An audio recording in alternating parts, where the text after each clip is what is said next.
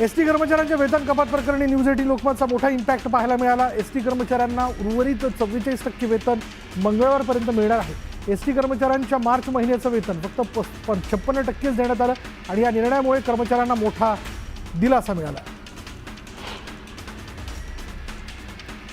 शहाजीबापूंच्या सांगोल्यात उपमुख्यमंत्री एकनाथ शिंदेंची सभा झाली आणि यावेळी शिंदेंनी जोरदार फटकेबाजी करत ठाकरेंवर निशाणा साधला। काही लोक बंगल्यात बसून एबी खेळतात, म्हणजेच एबी म्हणजेच फुकट बाबूराव अशी मिश्किल टिप्पणी त्यांनी केली। दरम्यान मी पण एबी आहे, पण एबी म्हणजे महाराष्ट्राचा फेवरेट ब्रदर असा टोला त्यांनी लगावला। पुण्याच्या मुळशी तालुक्यातील घोटवडे फाटा इथे फार्म हाऊसवर अजित पवारांच्या धाकट्या मुलाचा साखरपुडा संपन्न झाला। यावेळी शरद पवारांसह अजित पवार, सुप्रिया सुळे, सुनेत्रा पवार एकत्र आल्याचं पाहायला मिळालं। केंद्रीय अन्न प्रक्रिया मंत्री चिराग पासवान यांनी शिर्डीत साईबाबांचं दर्शन घेतलं। सहकुटुंब दर्शन घेत त्यांनी प्रार्थना केली। केंद्रीय मंत्री चिराग पासवान यांनी लोकसभा निवडणुकीआधी साईबाबांकडे केलेली प्रार्थना पूर्ण झाल्यामुळे आभार मानण्याकरता शिर्डीत ते आले होते आणि या दौऱ्यात माजी खासदार सुजय विखेंनी चिराग पासवान यांच्या वाहनाचं सारथ्य केलं।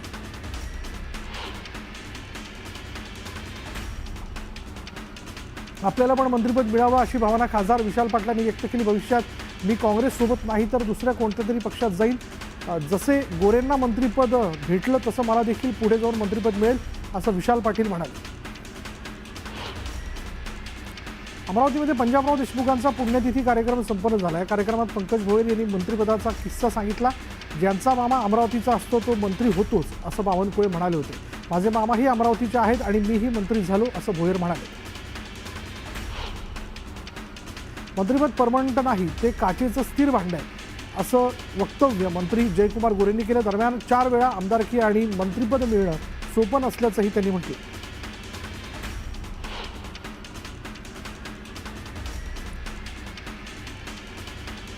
कुणाचं काम किती मोठं हे लोकांनी मतदानातून दाखवून दिलंय असं वक्तव्य करत गुलाबराव पाटलांनी विरोधकांवर टीका केली। जळगावच्या धरणगावात शिवसेनेच्या सदस्य नोंदणी मोहिमेदरम्यान ते बोलत होते।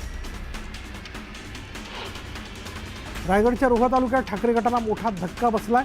अनंत गीतेंचे खंदे समर्थक समीर शेडगे 13 तारखेला राष्ट्रवादीत प्रवेश करणार आहेत। सुनील तटकरेंच्या उपस्थितीत पक्षप्रवेश सोहळ्याचं आयोजन करण्यात आलं। शक्तीपीठ महामार्गात 50,000 कोटींचा घोटाळा झाल्याचा आरोप राजू शेट्टींनी केला आहे, तर अनावश्यक प्रकल्पामुळे राज्यातील शेतजमीन कमी होत असल्याचंही त्यांनी म्हटलं। भ्रष्टाचारावर आळा घालण्याची मागणीही त्यांनी केली आहे।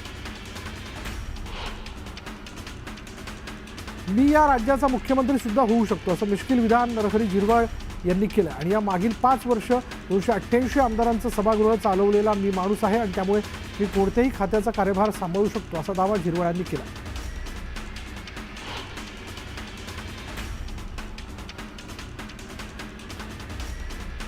पुण्याच्या बाणेर परिसरातून 3 लाखांचा हायड्रोफोनिक गांजा जप्त करण्यात आला। गांजाची तस्करी करणाऱ्या तरुणाला अटक करण्यात आली। बेकराईनगर वाघोली मार्गावर एका वाहत्या बसमध्ये वाहक आणि एका प्रवाशामध्ये तुंबळ हाणामारी झाली आणि या घटनेचा व्हिडिओ सोशल मीडियावरती व्हायरल झाला।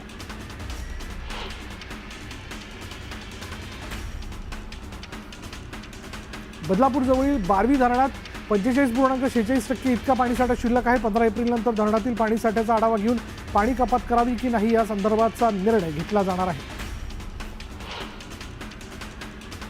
भिवंडीत महावीर जयंती उत्साहात साजरी करण्यात आली। यावेळी भिवंडी जैन महासंघाच्या वतीने शोभायात्रा काढण्यात आली आणि या शोभायात्रेत हजारो नागरिकांनी सहभाग घेतला। साकळाई पाणी योजनेला शिरूर आणि श्रीगोंदा तालुक्यातील शेतकऱ्यांनी विरोध केलाय। कुठल्याही परिस्थितीत ही योजना लागू होऊ देणार नसल्याचा पवित्रा शेतकऱ्यांनी घेतला। पुण्यातील आयसरच्या मुक्तीपर्व कार्यक्रमाला अखिल भारतीय विद्यार्थी परिषदेनं विरोध केला। कार्यक्रमात सहभागी होणाऱ्या वक्त्यांबाबत आक्षेप नोंदवत निर्बंध घालण्याची मागणी करण्यात आली। कल्याणमध्ये विनापरवाना गावठी पिस्तूल घेऊन फिरणाऱ्या व्यक्तीला अटक करण्यात आली आणि या प्रकरणी एक देशी बनावटीचं पिस्तूल, 2 जिवंत काडतूस आणि एका काडतुसाची पुंगळी असा 62,000चा शस्त्रसाठा जप्त करण्यात आला।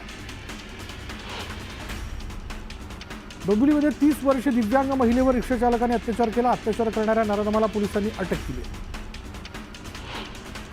बदलापूरमध्ये पूर्व वैमनस्यातून 5 ते 6 जणांनी एका दिव्यांग व्यक्तीला मारहाण केली। मारहाणीची संपूर्ण घटना सीसीटीव्ही कॅमेऱ्यात कैद झाली। विहिरीतील झाडाला आदळून एका तरुणाचा मृत्यू झाला. वसई गिरीज गावातील विहिरीत पोहण्याकरता हा तरुण गेला होता. दरम्यान याच विहिरीत एका झाडाला आदळल्याने तरुणाचा दुर्दैवी मृत्यू झाला. पुण्याच्या वाघोलीत स्थानिकांची गुंडागर्दी पाहायला मिळाली. न्याती एलान सोसायटीच्या अंतर्गत रस्त्यावर थार आणि स्कॉर्पिओ वाहनांची धोकादायक स्पर्धा लावण्यात आली. सोसायटीमधील नागरिकांनी हटकल्यानंतर रेस खेळणाऱ्या स्थानिक गुंडांकडून शिवीगाळ आणि दमदाटी करण्यात आली.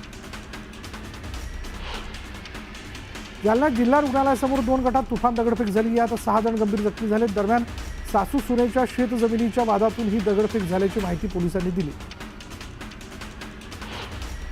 जुन्नर तालुक्याच्या आदिवासी दुर्गम भागात असणाऱ्या कोपरे गावात भीषण पाणीटंचाई निर्माण झाली आहे. त्यामुळे महिलांना जीवघेणी कसरत करून खडकाच्या टाकीतून पाणी काढावं लागते. 9 खडकातील टाक्यांपैकी फक्त एकाच टाकीत पाणी शिल्लक आहे आणि याच टाकीतलं पाणी सध्या संपूर्ण गाव वापरत असून टाकीतील पाण्यानंही तळ गाठला.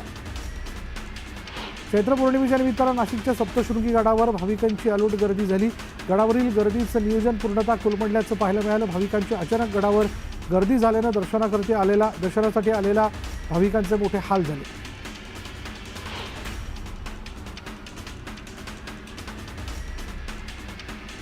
जळगाव एसटी आगारामध्ये 5 नवीन बसेस दाखल झाल्यात. पालकमंत्री गुलाबराव पाटील आणि आमदार सुरेश भोळे यांच्या हस्ते नव्या बसेसचं लोकार्पण करण्यात आलं.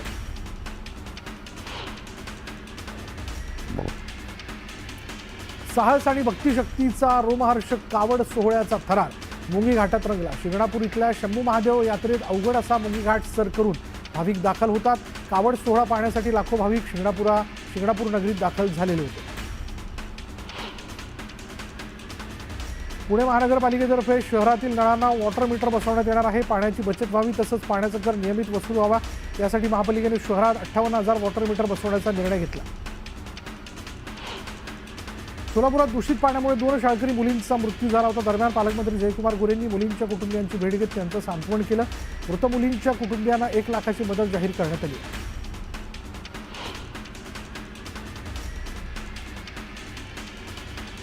बीडच्या वादग्रस्त पोलीस अधिकाऱ्यासोबत गुजरातला जाणाऱ्या 2 पोलिसांना निलंबित करण्यात आलंय. पोलीस अधिकारी पणजीत कासलेंचा पैशांची मागणी करणारा व्हिडिओ व्हायरल झाला होता आणि परवानगी न घेता आरोपींना गुजरातला नेण्याचा आरोप या पोलिसांवर आहे.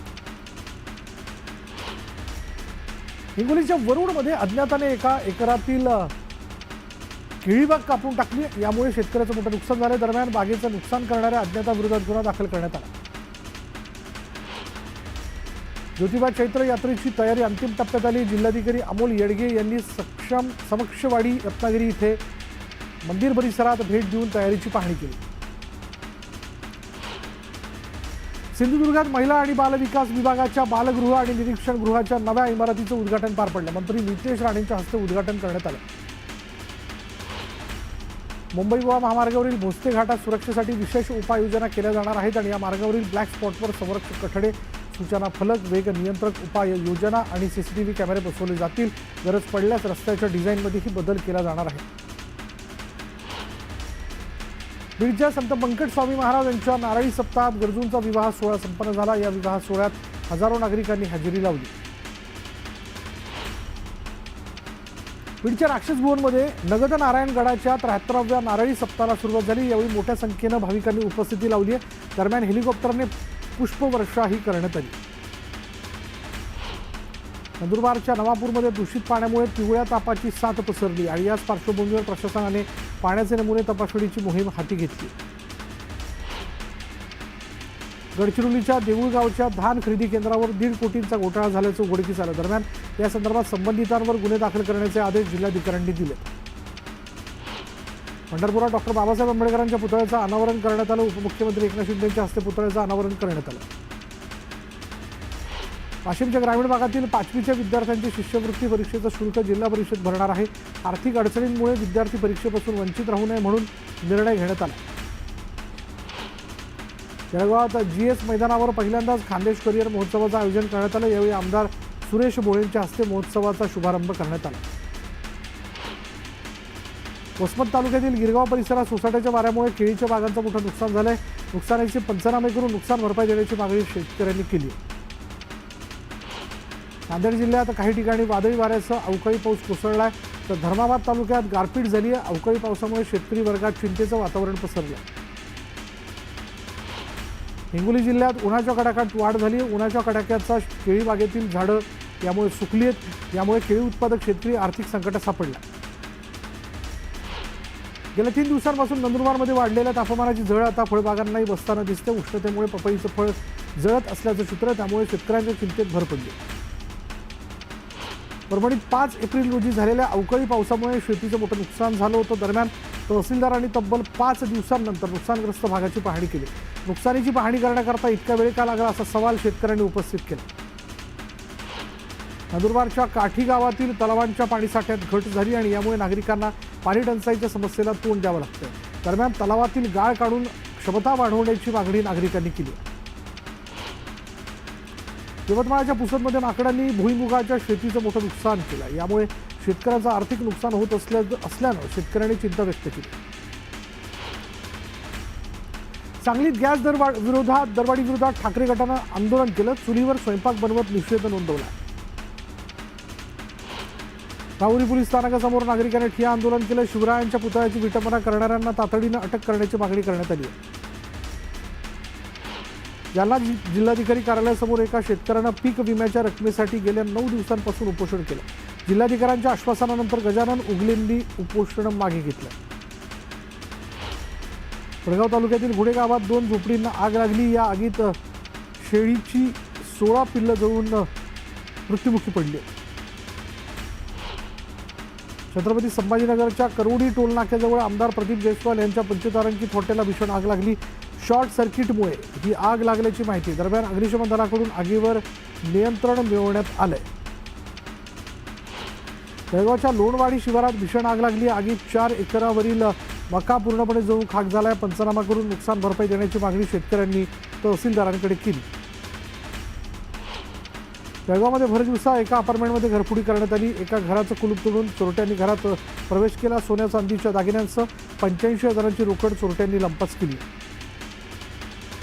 दुहेरी हत्या करणारे नागपूर हादरल्या। नागपूरच्या वसंतराव नाईक झोपडपट्टीत दोघांवर हल्ला करण्यात आला। उपचारादरम्यान दोघांचा मृत्यू झाला। जुन्या वादातून हा हल्ला करण्यात आल्याची प्राथमिक माहिती समोर आली। गाय आडवी आल्यानं माझगावमध्ये एका रुग्णवाहिकेचा अपघात झाला आणि अपघातात रुग्ण महिलेसह अन्य 3 महिला जखमी झाल्या। वर्ध्यामध्ये अंमली पदार्थ बाळगणाऱ्यांवर कारवाई करण्यात आली। यावेळी पोलिसांनी अंमली पदार्थ बाळगणाऱ्याला अटक करत मुद्देमाल जप्त केला। नंदुरबारच्या चिंचपाडात लाकडाची अवैध वाहतूक करणाऱ्यांवर कारवाई करण्यात आली। यावेळी वनविभागानं वाहनांसह मुद्देमाल ताब्यात घेतला। दरम्यान वाहन चालक पसार झाल्याची माहिती आहे। जळगावच्या पिंपळगावात अवैधरित्या राखेची वाहतूक होत असल्याचं समोर आलंय। राखेच्या वाहतुकीकडे वनविभागाचं दुर्लक्ष असल्याची तक्रार नागरिकांनी केली। दरम्यान तातडीनं कारवाई करण्याची मागणी करण्यात येते।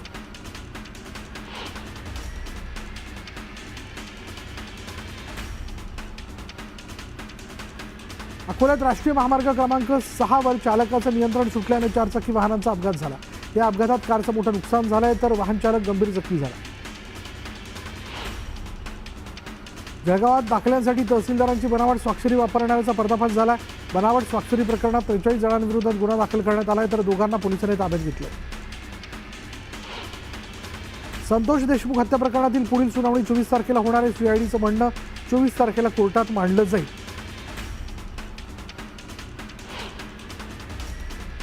खटल्यातून मुक्त करण्याकरता कराडने कोर्टात अर्ज केलाय। वाल्मिकने दोषमुक्त करण्यासाठी मागणी केली। माझ्या विरोधात पुरावा नाही असा दावा वाल्मिकने कोर्टात केला अशी माहिती विशेष सरकारी वकील उज्ज्वल निकम यांनी दिली।